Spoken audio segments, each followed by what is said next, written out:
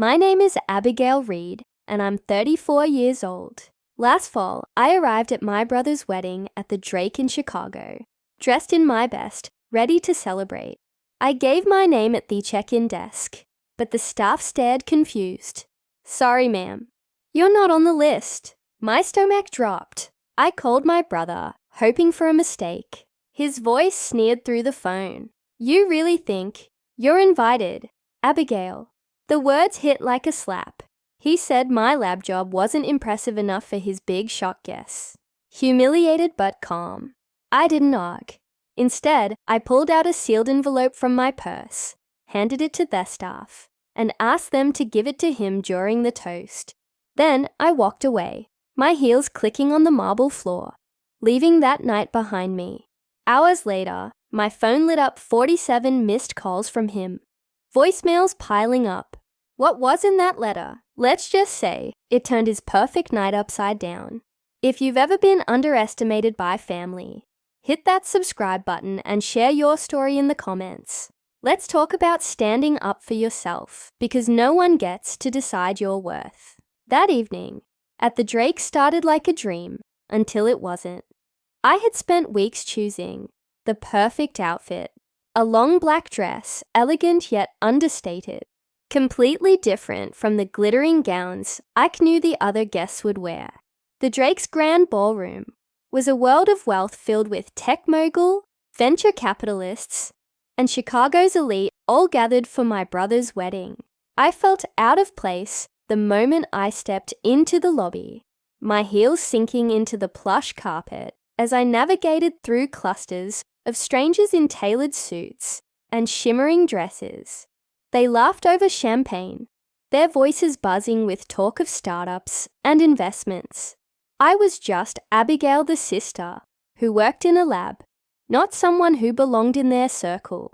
At the check-in desk, I smiled and gave my name, expecting a quick nod. The staff member, a young woman with a tight bun, scanned her tablet, her brow furrowing. "I'm sorry, ma'am," she said, her voice polite but firm. "Your name isn't on the list." My heart sank, a cold knot forming in my chest. There had to be a mistake. I asked her to check again, my voice steady, despite the growing unease. She tapped the screen, shook her head, and repeated, "No Abigail Reed here." The lobby noise faded as her words hit me. I stepped aside, pulling out my phone to call my brother. He picked up on the second ring. "What's up?" His tone was casual, almost bored. I explained the situation, keeping my voice low to avoid drawing attention. "There's a mix-up," I said. "They say I'm not on the list." A pause, then a sharp laugh cut through the line. "You really think you're invited, Abigail," he said, his voice dripping with mockery. "Come on. Your lab job doesn't exactly scream VIP. This is a big deal. Investors, CEOs, people who matter. No offense, but you'd stick out like a sore thumb." His words sliced through me, each one a jab at the career I'd poured my life into. I gripped the phone, my knuckles white, and managed a quiet, "I see." He hung up without another word, standing there, surrounded by strangers who didn't know my name. I felt smaller than ever. My mind spiraled back to years of family dinners, where Mom and Dad would beam at my brother's every achievement. He was the golden child, the marketing director, with a flashy office and a knack for charming anyone. "He's going places," Mom would say, her eyes bright with pride. "You should take notes, Abigail." My job leading cutting-edge biotech research never measured up in their eyes. It was always just lab work, as if my day spent unraveling genetic codes was some hobby I'd outgrow. Dad wasn't as vocal, but his silence spoke volumes. He'd nod along, never defending me, never asking about my work. Even at holiday gatherings, my brother's promotions or new clients dominated the conversation, while my breakthroughs were met with polite smiles and quick subject changes. I remembered one Christmas 2 years ago, when Mum pulled me aside in the kitchen. "Why don't you try something more ambitious?" she'd said, stirring a pot of gravy. Your brother's closing deals with millionaires. You're still in that lab, Abigail. It's not too late to switch paths. I'd bitten my tongue, explaining for the 100th time that my research could save lives. She just patted my arm and walked away. My brother wasn't there that night, but his shadow loomed large. His success a yardstick I could never match. Even my cousin, who'd always been my ally, couldn't shift the family's focus. She'd text me later, frustrated, saying, "They're blind to how incredible you are." Now standing in the Drake's lobby, the weight of those moments crashed over me. This wasn't just about a guest list. It was years of being dismissed, sidelined, and judged as less than by the people who should have known me best. My brother's voice echoed in my head, his laughter a reminder of every time I'd been pushed aside. The hurt burned sharp and raw, but beneath it, something else stirred a resolve I hadn't felt before. I wasn't going to beg or plead. I wouldn't let his words define me. As I turned to leave, my hand brushed the envelope in my purse, the own I'd prepared for him. It wasn't time yet, but soon he'd see exactly who I was. I reached into my purse, my fingers brushing against the crisp envelope I'd brought for him. It was meant to be a surprise, something to show I cared despite everything. But now it would serve a different purpose. I walked back to the check-in desk, my steps deliberate. The same staff member looked up her tight bun, glinting under the chandelier light. "Can you do me a favor?" I asked, my voice calm but firm. "Please give this to my brother during the toast." She nodded, taking the sealed envelope with a curious glance. I didn't explain. The letter inside wasn't for her eyes. It held a message that would hit him harder than any argument could, a hint of what he'd thrown away by shutting me out. It wasn't about money or status, but it wasted to his dreams, his struggles, something he'd never expect from me. I turned away. My mind drifted to last summer when Justin had visited my apartment. He'd sprawled on my couch, sipping a beer, bragging about a villa he'd toured in the suburbs. $2 million, Abigail, he'd said, eyes gleaming. It's got a pool, a view, everything. One day I'm buying it. He'd talked for hours about his vision, his company soaring his name in lights that house as proof he'd made it. But then he'd let slip how his startup was bleeding cash, investors pulling back, debts piling up. "It's temporary," he'd insisted, waving it off. I'd listened quietly, knowing he'd never ask for help, especially not from. He thought my work was trivial, my life small. Yet, I'd spent months planning a gift that could have changed his world.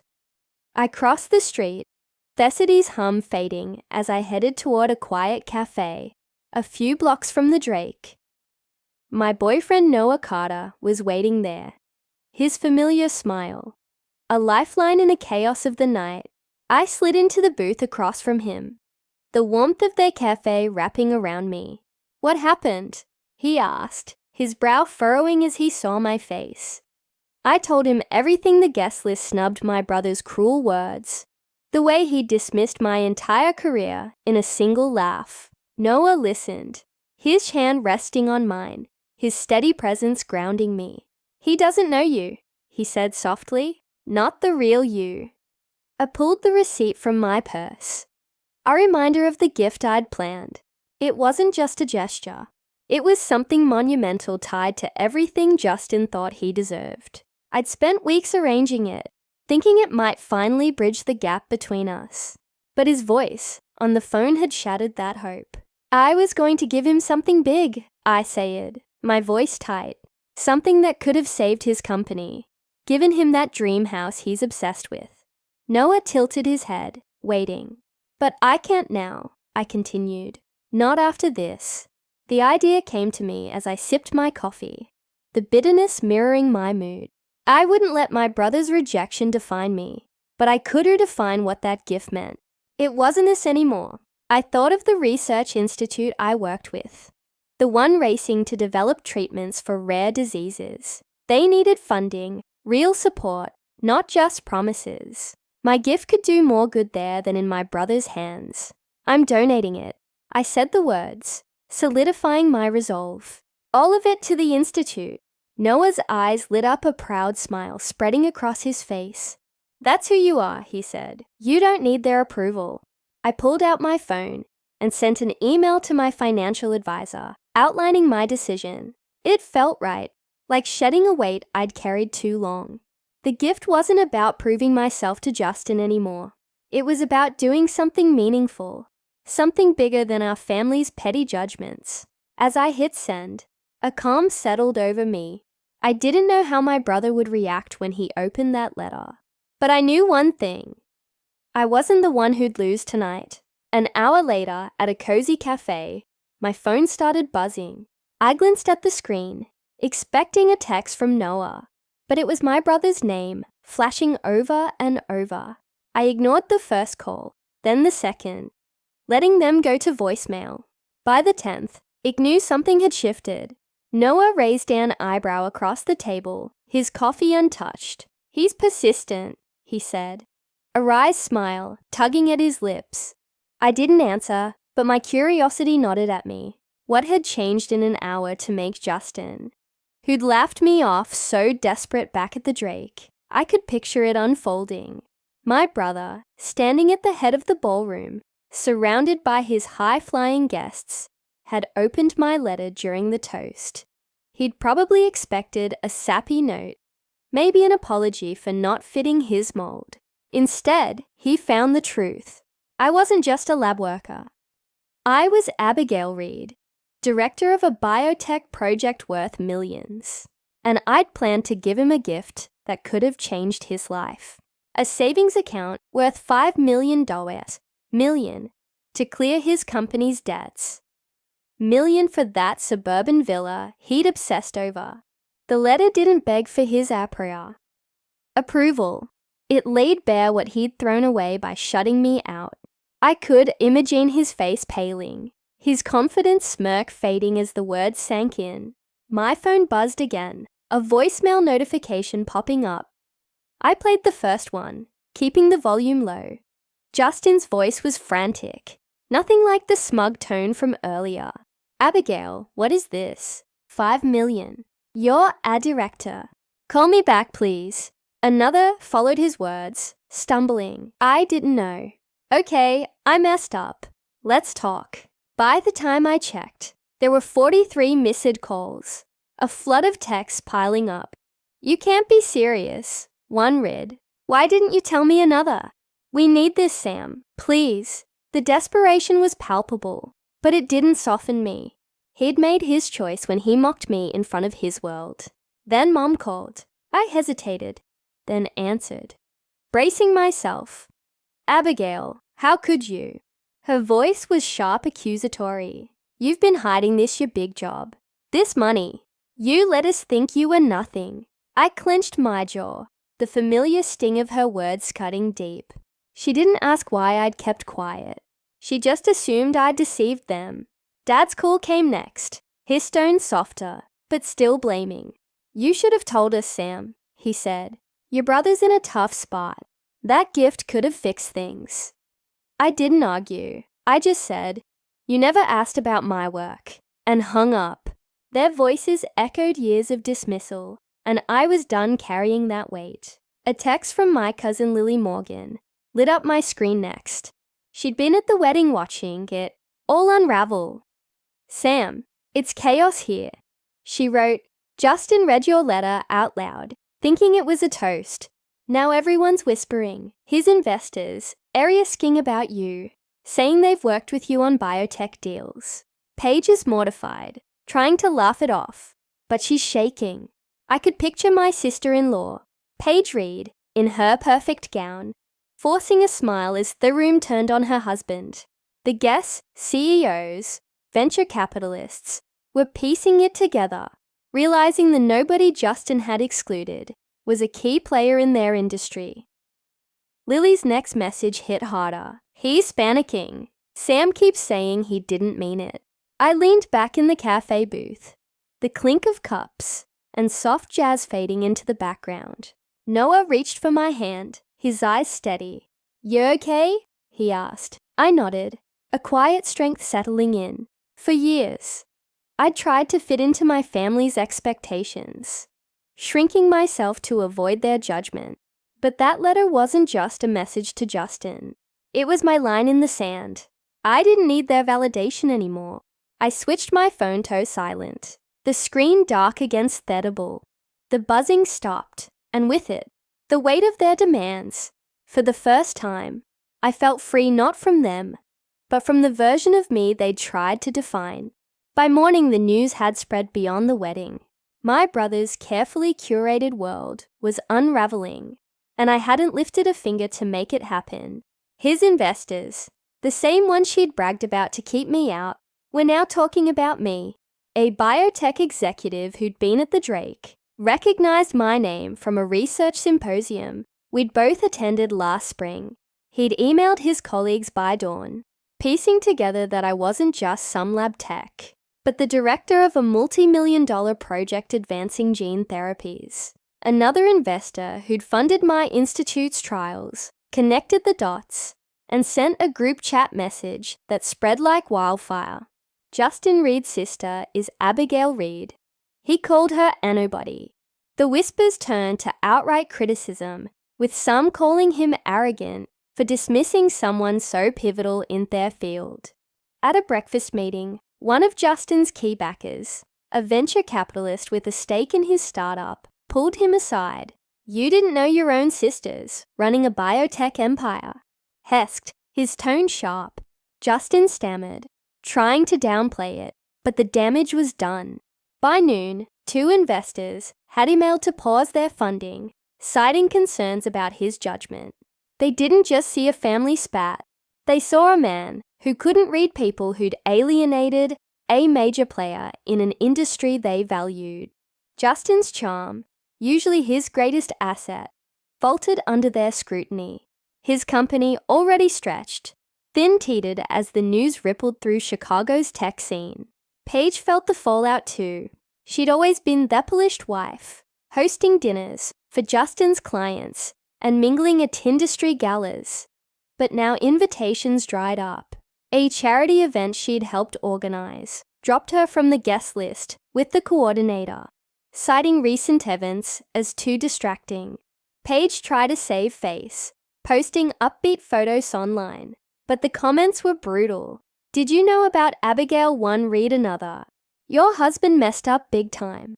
She stopped posting by midday, her silence louder than any caption.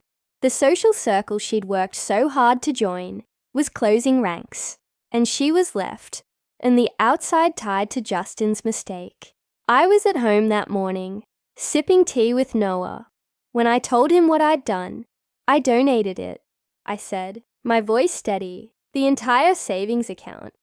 $5 million to the Research Institute." Noah leaned forward, his eyes searching mine. "All of it?" he asked, not doubting, just confirming. I nodded. $3 million could have saved Justin's company, and $2 million would have bought his dream villa. But it's not about him anymore.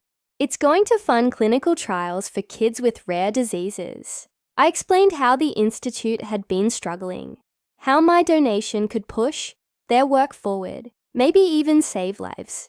Noah reached for my hand, his grip warm. "You're incredible," he said. "This is bigger than any of them." I hadn't checked my phone since silencing it the night before, but Noah had been scrolling through updates from mutual colleagues. He showed me a post on a biotech group's social media page, shared by a researcher I'd worked with.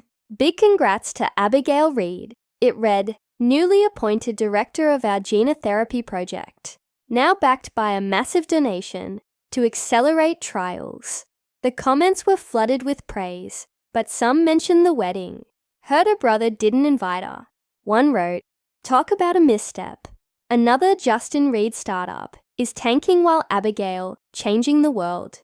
The posts weren't cruel, but they were blunt, highlighting how Justin's actions had backfired in the worst way. I didn't feel triumphant reading those comments, just a quiet resolve. For years, I'd let my family's judgment define my worth, measuring myself against Justin's flashy success. But now the world was seeing what I'd always known. My work mattered, not because of their approval, but because of the lives it could touch. Noah set his phone down, his voice gentle. "They're finally catching up to you," he said. I smiled, not because Justin was faltering, but because I was standing taller than ever, free from the shadow I'd lived under for so long. Days later, I walked into my parents' living room. The air was thick with tension, the kind that settles when a family knows they've crossed a line but can't admit it. Dad had called the night before, his voice heavy, asking me to come talk. "We need to sort this out, Sam," he'd said, not explaining what this was. I agreed, not because I owed them anything, but because I wanted to face them one last time to say what I'd held back for years. They were all there, Mom, Dad, Justin, Paige, and even Lily, sitting quietly in the corner. Justin looked like he hadn't slept heisty, loosened his eyes darting to me and away. Paige sat stiffly beside him, her arms crossed, avoiding my gaze. Mom stood by the fireplace, her posture rigid, while Dad sat in his armchair, rubbing his temples. I took a seat across from them, my hands steady in my lap. No one spoke at first, the silence heavy with expectation. Justin broke it. "Sam, I didn't mean it." He started, his voice low, almost rehearsed. "The guest list was tight. You know that. I didn't think you'd care." His words were flimsy, a weak attempt to rewrite what he'd done. I raised an eyebrow, letting him squirm. "You didn't think I'd care," I said, my tone calm but cutting. "You laughed at me, Justin. You said my work was nothing, that I didn't belong with your important friends." Mom jumped in, her voice sharp.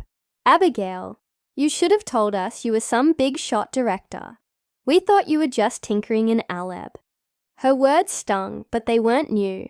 She'd always seen my career as a hobby, something to pass the time until I found a real path.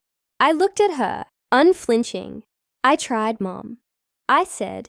"Every time I talked about my work, you changed the subject. You praised Justin's deals, his clients, his life." "Never mind." Dad cleared his throat, trying to mediate. "Let's not point fingers. Sam," he said, "your brother's company is struggling. That money you mentioned in the letter, it could have helped him." I took a deep breath, ready to lay it all bare.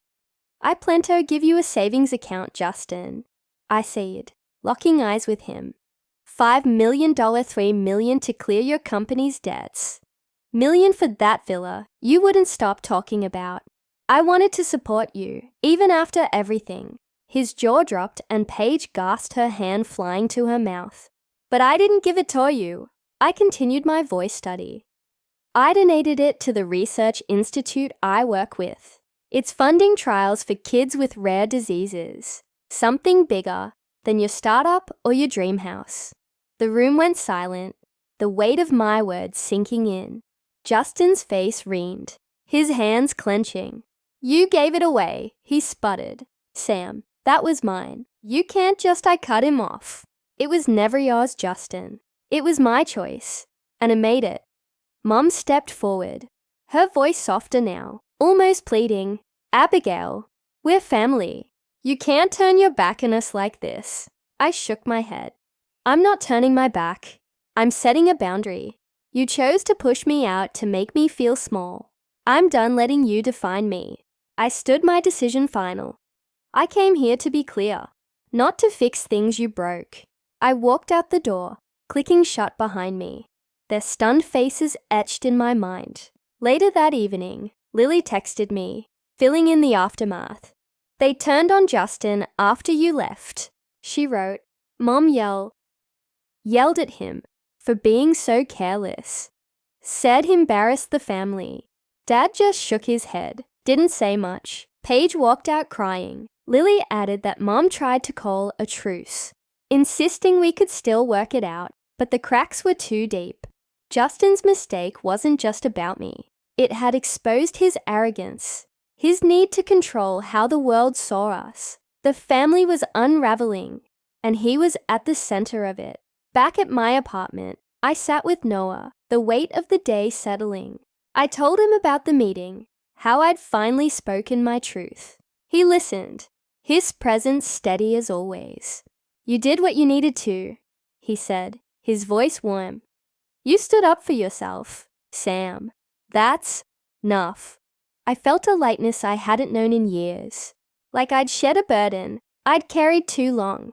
The family I'd fought to please was behind me, and for the first time I was okay with that. A year later, I stood in my new office overlooking Chicago. Theski lines sparkled below, a reminder of how far I'd come since that night at the Drake.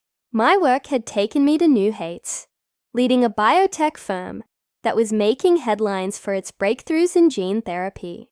But the real victory wasn't the corner office or the awards in my desk. It was the life I'd built, one where I no longer chased my family's approval. Justin's world, meanwhile, had crumbled. He had learned the truth about Nation when the Research Institute announced a $5 million grant in my name. His company, already fragile, couldn't survive the loss of investors who'd pulled out after the wedding fiasco. By spring, it was bankrupt, leaving him with nothing but debts and a tarnished reputation. Paige, once his biggest cheerleader, grew distant. She blamed him for the social fallout, for the whispers that followed them at every event. Their marriage strained under the pressure, with arguments spilling into late-night calls that Lily overheard and shared with me. "He's not the same," she texted. "Paige keeps talking about leaving." My life, though, was moving forward. Noah and I planned our wedding at a stunning lakeside venue, a place that felt like a dream. White flowers, soft music, and a small circle of people who truly knew us. When Mum called, her voice hesitant, asking to attend, I listened quietly. Dad followed with a text, and even Justin sent a message claiming he wanted to make things right. I read their words, but they felt hollow, like echoes of a past I'd outgrown. "I'm keeping this day for us," I told Noah, who nodded his hand, squeezing mine. I sent a polite but firm reply to each of them. No invitations, no exceptions. Lily was the only one I welcomed her support, unwavering through it all. The wedding was everything I'd hoped for. I walked down the aisle in a dress that felt like me. Simple, elegant, no pretense. Noah's smile grounded me. His vows a promise of a life built on mutual respect. Our friends, colleagues, and a few mentors from my institute filled the room with warmth. There was no shadow of my family's judgment. No need to prove myself. As we danced under the stars, it felt a peace I hadn't known was possible. Looking back, I learned something profound that night at the Drake. Something I want to share with you. Self-respect matters more than clinging to toxic family ties. For years, I let their voices drown out my own believing I had to earn their pride. But the moment I chose myself, my work, my values, my boundaries, I found freedom. I don't regret walking away, not from their money, not from them. My donation saved lives, my career changed the world, and my life with Noah is full of love that doesn't demand I shrink myself. To everyone listening, thank you for hearing my story. It's not just mine. It's a reminder that you don't have to stay in spaces that diminish you. If you've got a story like this one, where you chose yourself over expectations, share it. Let's lift each other up, celebrate the strength it takes to walk away, and build something better. I'm happier now than I ever thought I could be. And I know you can find that